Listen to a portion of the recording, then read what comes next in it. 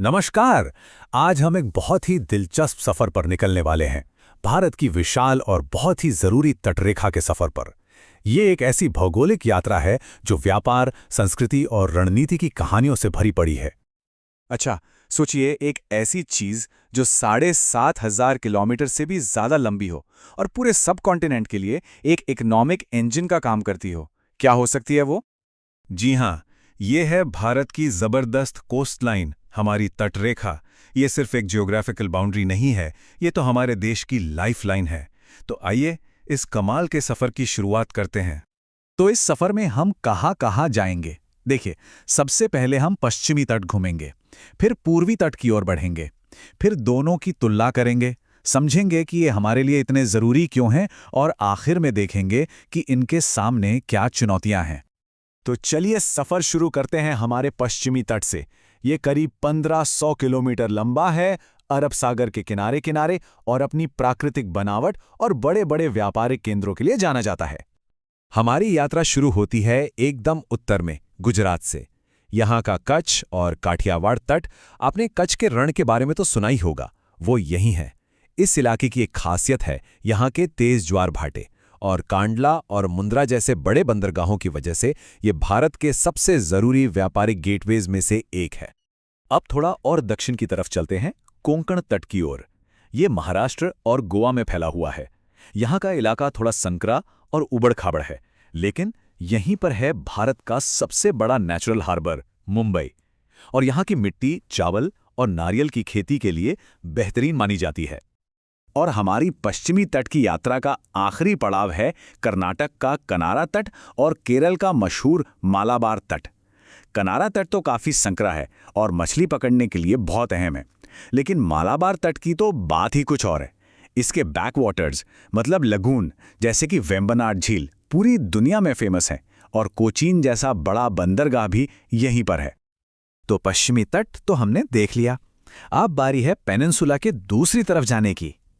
चलिए अब रुख करते हैं पूर्वी तट की ओर, जो बंगाल की खाड़ी के किनारे बसा है और पश्चिमी तट से काफी लंबा और चौड़ा भी है। पूर्वी तट का जो उत्तरी हिस्सा है ना, उसे कहते हैं उत्तरी सरकार तट। ये उड़ीसा और आंध्र प्रदेश में फैला है। इसकी खासियत यह है कि महानदी, गोदावरी, कृष्णा, इन बड़ी बड़ी नदियों ने यहाँ पे बहुत बड़े बड़े डेल्टा बनाए हैं, मतलब जमीन बहुत उपजाऊ है। और हाँ, एशिया की सबसे बड़ी खारे पानी की झील चिल्का झील भी यहीं है। अब और दक्षिण में चलें तो आता है कोरोमंडल तट। ये तमिलनाडु में है, और इसकी एक बड़ी चुनौती ये है कि बंगाल की खाड़ी से जो भी चक्रवात उठते हैं वो अक्सर यहीं टकराते हैं। यहाँ प्राकृतिक बंदरगाह ज्यादा नहीं हैं, इसीलिए चेन्नई और तूतीकोरिन जैसे बड़े आर्टिफिशियल पोर्ट्स बनाए गए हैं। तो हमने दोनों तट घूम लिए, एक तरफ ऊबड़ खाबड़ पश्चिमी तट, दूसरी तरफ चौड़ा और समतल पूर्वी तट। अब इन्हें आमने सामने रखकर देखते हैं कि इनमें असल में फर्क क्या है। तो सवाल यही उठता है कि इन दोनों तटों में जो बड़े बड़े अंतर हैं वो आखिर हैं क्या? देखिए, फर्क बिल्कुल साफ है। पश्चिमी तट को देखें तो वो संकरा और ऊबड़ खाबड़ है, इसीलिए वहां नेचुरल हार्बर्स बहुत हैं, लेकिन यहां तटीय कटाव एक बड़ा खतरा है। वहीं पूर्वी तट वो बिल्कुल उल्टा है, चौड़ा है, नदियों के डेल्टा की वजह से समतल है। यहां ज्यादातर बंदरगाह आर्टिफिशियल हैं, और यहां सबसे बड़ा खतरा चक्रवातों और बाढ़ का रहता है। मतलब दोनों की बनावट और चुनौतियां एक दूसरे से काफी अलग हैं। अच्छा, हमने इन दोनों तटों की अलग अलग पहचान तो देख ली, पर अब जरा बिग पिक्चर देखते हैं। आखिर ये पूरी की पूरी कोस्ट लाइन भारत के लिए इतनी जरूरी क्यों है? ये नंबर देखिए, तीसरा। पता है ये क्या है? मछली उत्पादन में, यानी फिश प्रोडक्शन में भारत दुनिया में तीसरे नंबर पर है, और इसका पूरा श्रेय जाता है हमारी इसी लंबी और रिसोर्स रिच कोस्ट लाइन को। देखिए, भारत की तट रेखा के दो बहुत ही अहम रोल हैं। एक तरफ तो ये हमारे इकोनॉमिक पिलर्स हैं।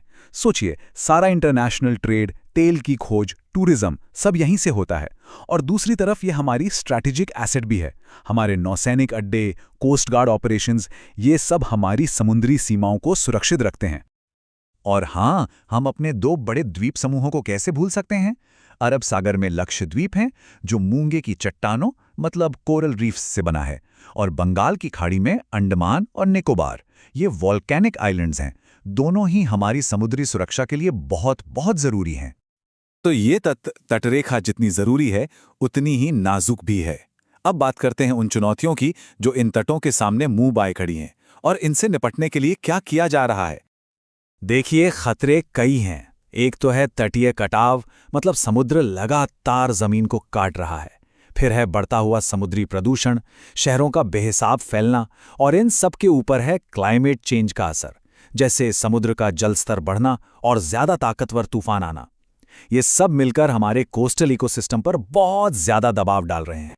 तो इनसे निपटने के लिए क्या किया जा रहा है? सरकार ने कुछ बहुत जरूरी कदम उठाए हैं, जैसे कोस्टल रेगुलेशन जोन यानी CRZ रूल्स बनाए गए हैं ताकि डेवलपमेंट को रेगुलेट किया जा सके। राष्ट्रीय स्तर पर तटों को बचाने के प्रोजेक्ट्स चल रहे हैं। मैंग्रोव जंगलों को बचाने पर खास ध्यान दिया जा रहा है और चक्रवातों जैसी आपदाओं से निपटने के लिए एक मजबूत मैनेजमेंट सिस्टम तैयार है। तो कुल मिलाकर बात यही है कि भारत के तटीय क्षेत्र देश की आर्थिक रीढ़ की हड्डी हैं। इनको बचाना मतलब भारत की तरक्की और सुरक्षा को पक्का करना है। तो ये विश्लेषण एक बहुत बड़े सवाल पर आकर खत्म होता है। आने वाले समय में भारत अपनी आर्थिक ज़रूरतों और पर्यावरण की सुरक्षा के बीच ये जो नाजुक सा बैलेंस है उसे कैसे बनाएगा? ये वो चुनौती है जिसका जवाब ही हमारे तटों का और हमारी आने वाली पीढ़ियों का भविष्य तय करेगा।